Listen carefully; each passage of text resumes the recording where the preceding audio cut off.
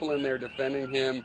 Well, actually, Thunderfoot's a great debater. He used this relentless tactic that is called the O'Reilly tactic, and it's actually a very good debating tactic. And just tons of people just trashing people for, oh, well, you're a liberal.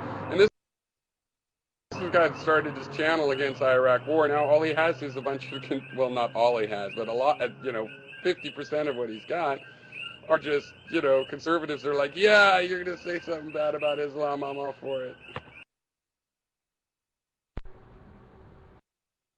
Yeah, well, that's sort of the unfortunate thing, I guess. But I guess, it seemed Thunderfoot always sort of had a passion for that anyway. I mean, I thought that was an unfortunate turn in his channel was when he got into all this creationism debate. I mean, I thought he was better just doing the pro-science argument, and not getting into the personality thing, because it just seems like it went from bad to worse. I mean, the Venom Fang X thing was a mess, and then he gets into all this drama shit. It's like,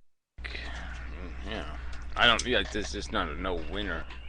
I really liked your point about him making fun of Venom Thing X for the Batman thing, and the point that, he's just doing probably one of his more human videos, and as much of a jerk that he is, it doesn't mean that you've got to go for the low-hanging fruit. You're supposed to go for the stronger argument, and especially in the case where even the stronger arguments are things like there is no water anywhere off of Earth, and, they're low-hanging enough.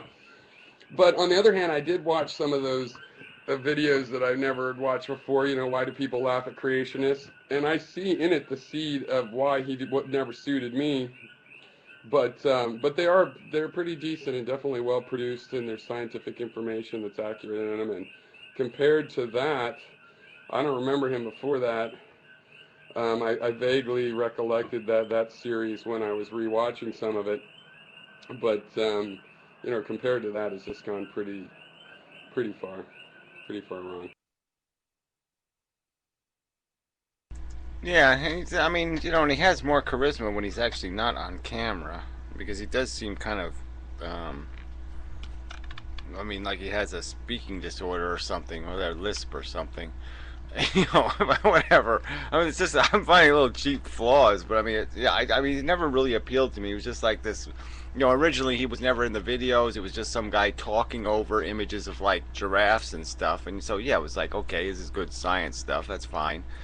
But he didn't have a personality, and it's when he chose to have a personality that I found him pretty unappealing. Watched him over the last 3 years or whatever. You're familiar with him, or? Well, like I said, I watched 2 or 3 of his basically evolution videos. I said, okay, that's fine, but it wasn't something. It's like Pat Condell. I saw like 3 Pat Condell videos, and you see one, you've seen them all. I mean, it was a one-trick pony kind of thing. I think he makes great videos. It's just that I don't need to, he doesn't provide me any knowledge or wisdom or insight. He provides commentary that somebody else might find useful, but it doesn't have any value to me. Exactly, but I thought it was slightly positive. But the thing that's now I object to, is this factionalism, because if your goal, if you think you're super rational and your goal is to make like the whole distribution of Islam be more moderate, then what you have to take is those people that are not very devout and make them more moderate. And that's how you would move it to the left. The whole idea of attacking the middle is well known to send things to the right. I mean, I'm pretty sure the only explanation is that he is probably quite conservative, at least for someone from the UK. Who are we talking about? Thunderfoot. Yeah, I get it. I don't know. It's hard for me to imagine him as a conservative, but I just think he got caught up in it, accidentally, because this was a target. It was a soft target. Atheists he was, getting more popular, so maybe he was going after.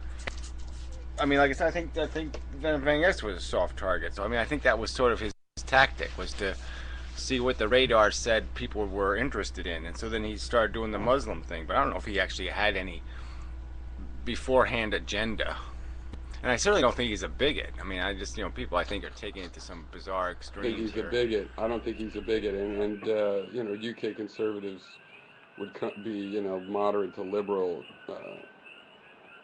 American politicians. So, but the thing is, he has become an apologist of Christianity. For someone that's an anti-theist, I mean, a part of his whole point, and saying that the problems in Islamic countries is due to Islam. That's like saying that the positive things in the Christian democracies are because of Christianity. That the negatives in the Soviet Union were due to Stalin's atheism. That just the ramifications of that line of reasoning are pretty obvious, and he's got to be aware of that, because he says right in his latest videos that the whole train wreck's about. He's talking about Christianity, at least learned from the age of reason. I mean, he's pro that Christianity is a better religion.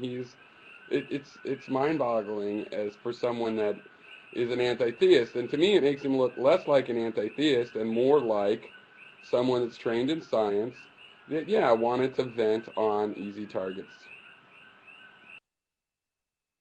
Yeah, it almost seems like too politically contrived. But, when he said the shock and awe thing, that's the one that really got to me. That was, like, so revealing.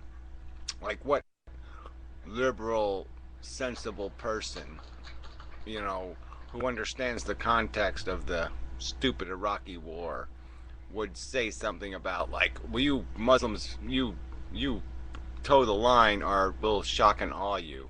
I mean, that was pretty amazing. Unfortunately, Pyros.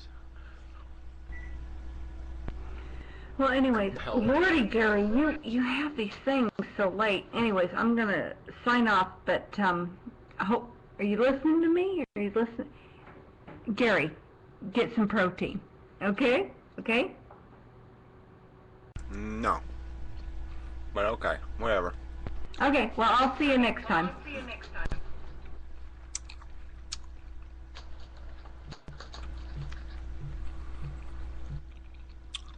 Get protein? You get plenty of protein, even as a vegetarian.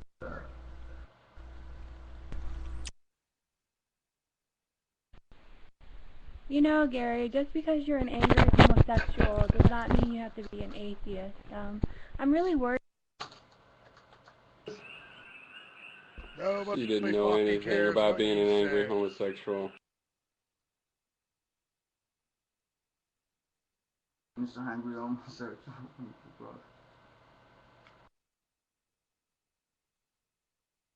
That Jitzor guy? Yeah. I don't like being called Jitzor, though.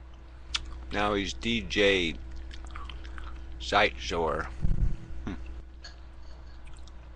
I'll never understand what the fuck he's saying in Stickam, though. That'll never work.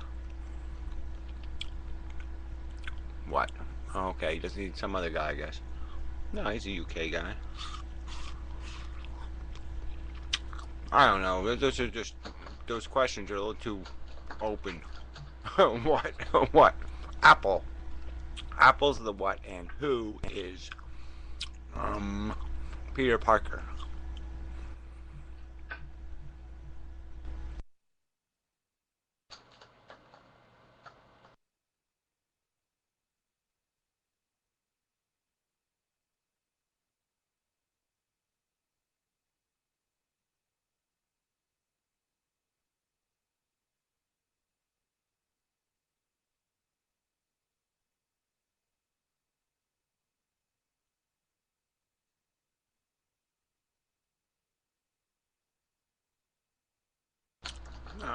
I mean, really though, my diet has, I don't think it has any protein in it at all. Just got some of my noodles. And they're all in my pants, don't believe it. Yeah, you're just totally incomprehensible. This whole idea too that life is just living. You just got to leave it living, or it's gonna live because it's living, and it makes the universe living because the universe. What, do you want to be a rock? You don't want to be a rock, do you? You don't want to be a rock, do you? Why not? Why the fuck would I want to be a rock? I just mind my own business for a few trillion years. Yeah, being a rock kicks ass.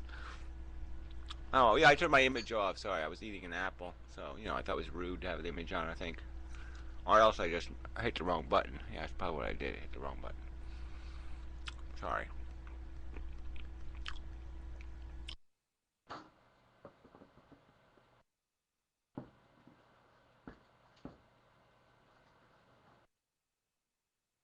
Gary, you don't get any protein in your diet? Like you don't eat like beans or any seeds or anything? Yeah, no, I really have, you know, I've gotten so cheap that I don't buy anything. So, yeah, I mean, all that stuff's expensive. So, I mean, every now and then somebody will send me something and, you know, then I'll have stuff for a while. But, yeah, I used to like beans, but yeah, I just can't eat them anymore. They just don't, they don't, they don't do anything proper inside of my digestive system. They just sit there and do all kinds of rude and obnoxious Eat things. some peanuts. They're fucking dirt cheap. Yeah, well, they you know give you pimples though. I mean, you don't eat so many peanuts too, but I like peanuts. Hey yo, But they're not shut dirt up, you cheap. stupid cattle immigrant from Germany or wherever. Oh, whatever. Hey Silly Gary, what did you person. ask me? How? Hey, I don't know. The immigrants. I think we should barbecue them. Yeah, I think we should barbecue the Native Americans. He's a Native American, you know.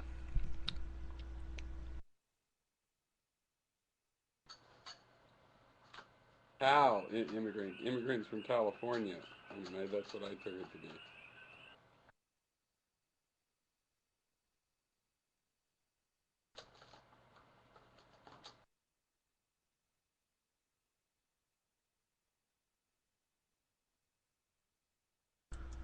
Oh, come on, Pete. We need a subject. We haven't had a decent subject all night. I don't think.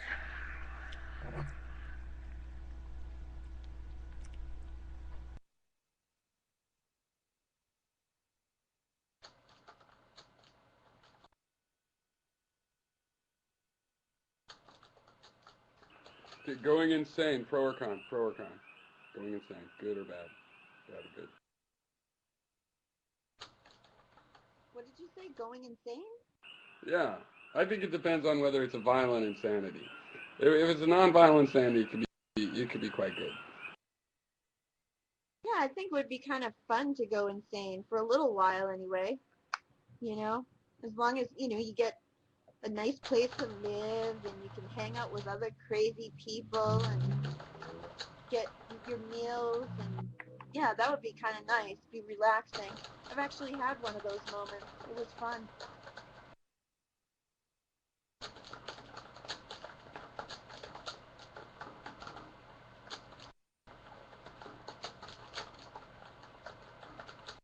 Having a fractional kids, 2.6 kids, and I don't know what you do with the 0.6 kid, but probably basement or something. Well, that's the one people love the most. Those point sixers. Oh, that's the one I love the most. Yes, that's what they always say. Um, so, Byro, what do you think the odds are of a civilization surviving nuclear technology? Like living 500 years beyond discovering how to split an atom. What do you think the number of civilizations out of 10 survive?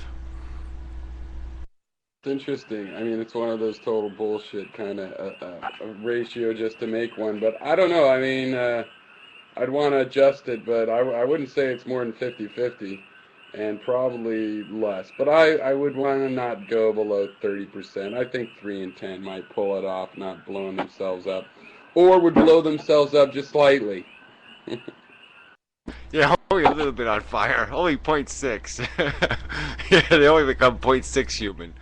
They don't Well, go all the way like if down to North 0. Korea goes nuts and blows up a couple cities, it's not like it'll destroy the whole civilization. It'll be a shock, but just like blowing up Hiroshima and Nagasaki, the civilization didn't totally crumble. You really need China or the U.S. or, a fallen state that was formerly a superpower like Russia to just go all out to really, annihilate enough.